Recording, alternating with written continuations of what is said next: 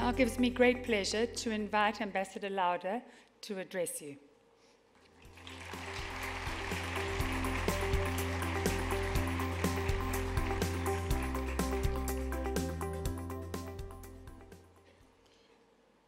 Thank you, Mary, for your kind introduction. President Zuma, former President Mokhante, Robert Goldstein, Bernard Henri Lévy, members of the Jewish community throughout Southern Africa, ladies and gentlemen, I am very proud to be here in Johannesburg to be with you, not just because of your dynamic communities, but because I believe South Africa represents a beacon of hope in a very troubled world. Let me explain. Just look at the headlines and you see a very troubled world.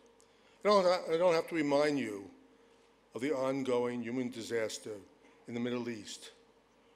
You all know what is happening here now. The terror of radical Islam has spread everywhere. Just a week ago, we watched the tragic terror attacks in Paris. On Friday, it was Mali. And in Israel, those terror attacks never stop. But now, no one feels safe anywhere, so the world looks for guidance.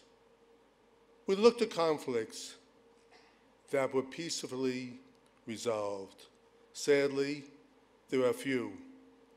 But South Africa stands out as the one shining example.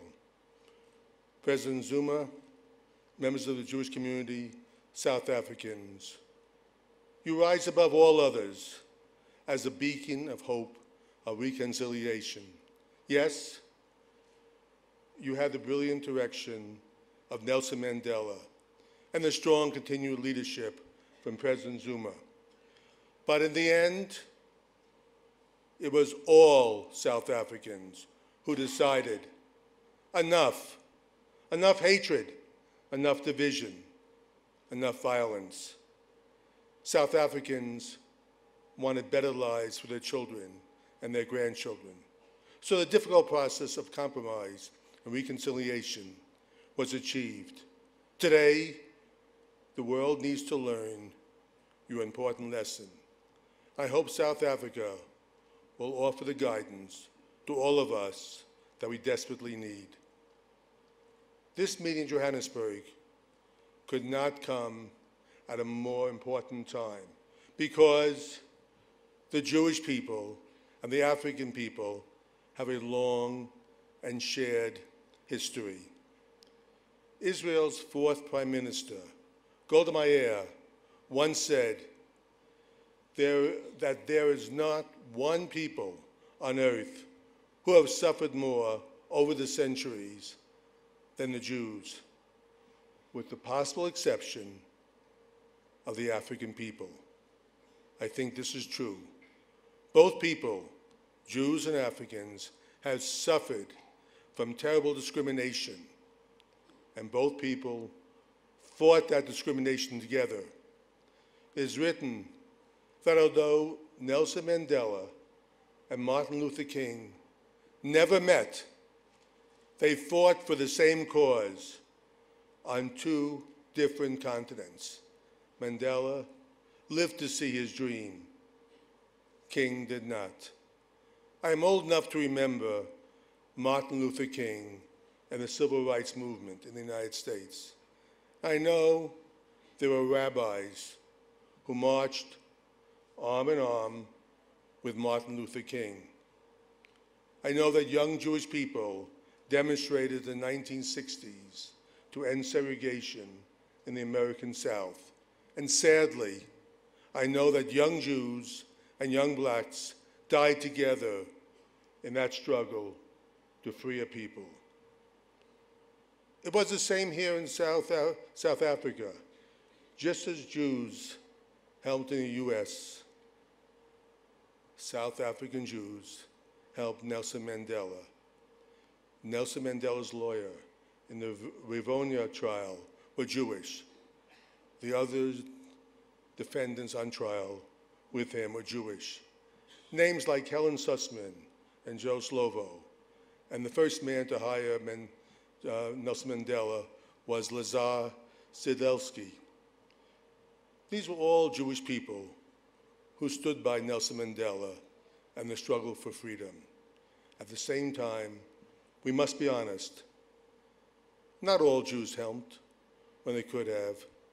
This is something the Jewish community admits. But there were many, many, many more South African Jews that helped in this cause. This because both people, Jews and blacks, know the sting of discrimination. They also know this tragedy. Jews and blacks know that where discrimination can lead. That is why the World Jewish Congress was created. It was in the summer of 1936, a group of concerned Jewish leaders gathered in Switzerland to draw the world's attention to the growing threat coming out of Nazi Germany. But the world did not listen. The world was silent. It was indifferent. It looked the other way.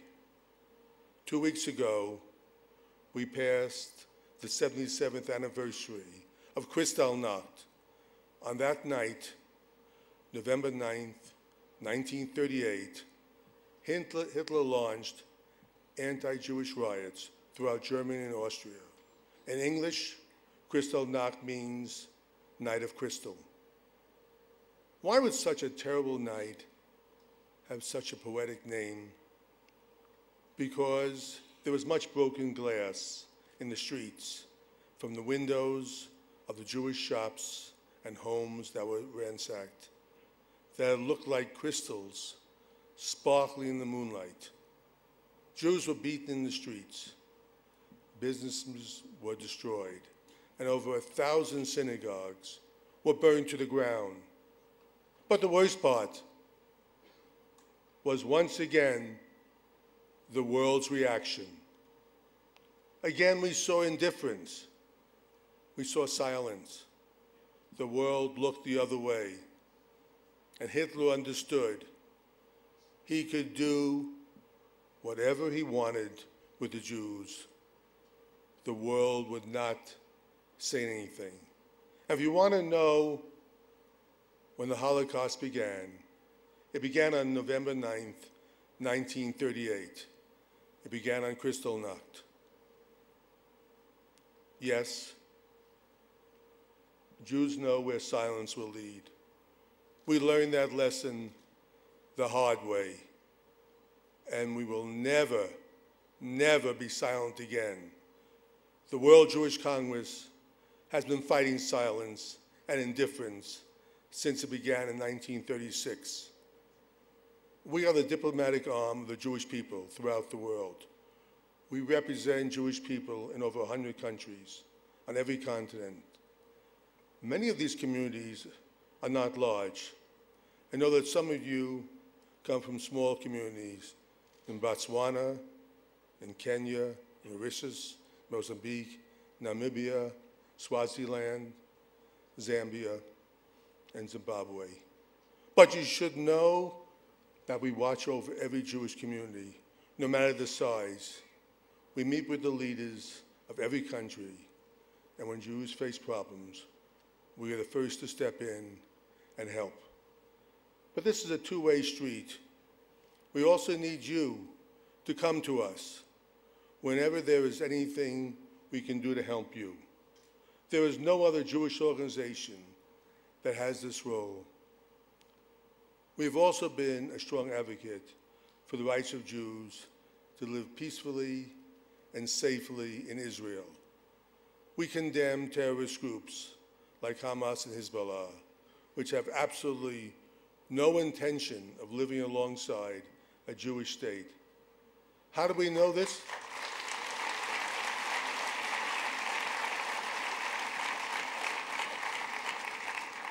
How do we know this? Because they say it all the time. They continue to call for the destruction of Israel. Likewise, we condemn Iran for promising to wipe Israel from the pages of history. We learned that when murderous dictators say they want to kill you, they mean what they say. But at the same time, we will not give up on peace. We still believe the only possible way to achieve a real peace between Israel and the Palestinian people is a viable two-state solution.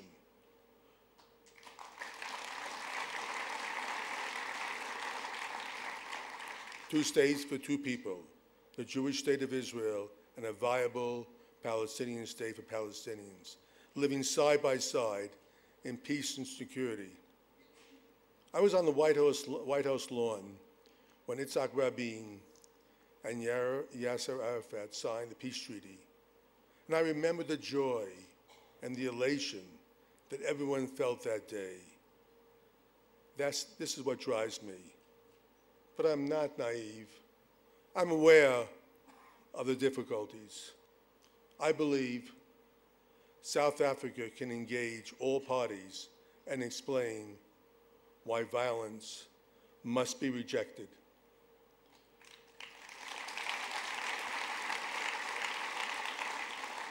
South Africa can show that compromise in the interest of peace with respect for the other side. And it can lead for a better future for all. And South Africa can show the importance of democratic values and the acceptance of other cultures. Israel knows this firsthand because Israel is the only democratic nation in the Middle East. And Israel is still the only country in the Middle East that believes in pluralism. Over 1 million Palestinian Arabs live in Israel. And Israel is the only country in the Middle East where the Christian population is growing, not shrinking. And it's only Israel where the holy sites of all religions are protected and not destroyed.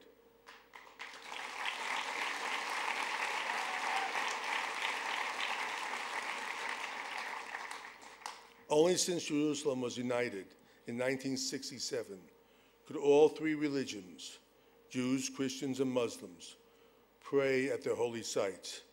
Before that, these sites were closed to all Jews. It was Israel that opened them up. When religions are threatened throughout the Middle East, it is not Israel that threatens them. The World Jewish Congress has worked to make the world aware of the slaughter of Christians in Syria, in Iraq, and parts of North Africa.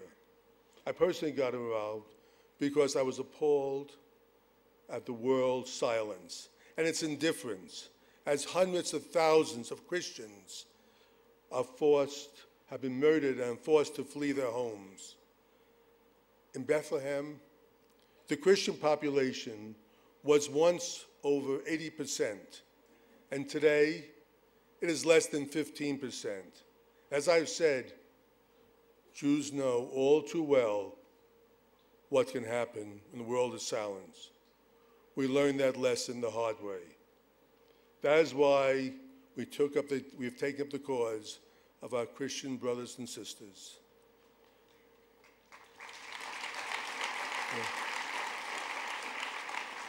I must also add that although South Africa's Jewish community may not be the largest in the world, its contributions to the greater world and to South Africa have been disproportionate in business, in science, in medicine, everything that makes life better. Jews helped build South Africa. The Jewish community, through the Jewish Board of Deputies, has also made a huge, disproportionate contribution to the global Jewish world. Through the very able leadership of Mary Clark and the late Mervyn Smith, and the African Jewish Congress has not just helped the Jewish communities in Southern Africa, it has helped make life better for all people. In the end, this is what we Jews do.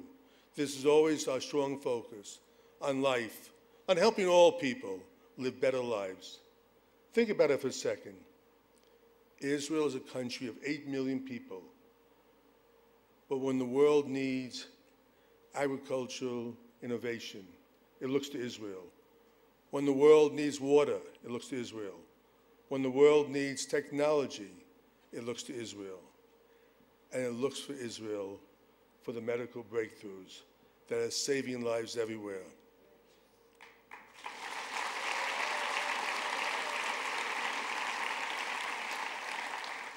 If you allow me for a moment, I want to tell you a story.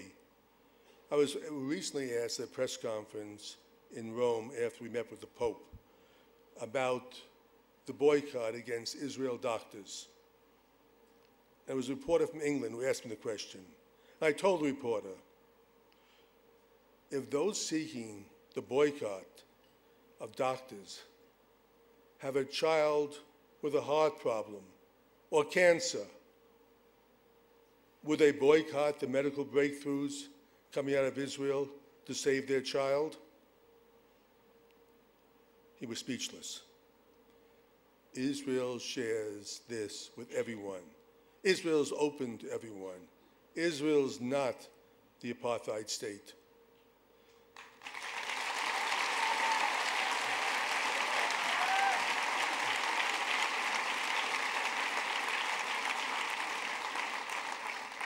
Today in the UN, the African countries play a very important role. African countries are part of the non-allied group of nations. Unfortunately, they often vote as a group with the Arab states. But when we think about it, African countries really have more in common with Israel. Think about the parallels between the refuseniks, those Soviet Jews willing to stand up to the Soviet Union, and Nelson Mandela. The similarities are huge. Natan Sharansky spent a decade in the terrible Siberian gulag, simply because he was a Jew. And like the great Nelson Mandela, it was Sharansky who helped bring the end to the Soviet dictatorship. I believe it makes more sense, African countries, to be aligned with Israel. We understand what it's like to be discriminated against. We understand what it's like to be the targets of hate. We are not your enemies. Give us a chance. Do not turn away from us. Finally, I say to you, President Zuma, we have so much to learn from each other. We just don't have a shared past. We have a promising future. You have pushed through oppression and come to a new day of peace and reconciliation. The entire world looks to South Africa for this lesson. Jews have also pushed through prejudice and world indifference. The Jewish people continue to fight oppression. But we also look to the future, like you, and we see a better day, not just for our children, but all children, Arab children, Christian children, black children, white children, all children everywhere. But let us not just hope for the better day. Let us work for it, and let us work together. Do not turn away from us. Give us a chance. We bring great strength to this cause. Do not turn away from us. Together, Africans and Jews, we can accomplish so much. Work with us, and together we will see that better day. Thank you.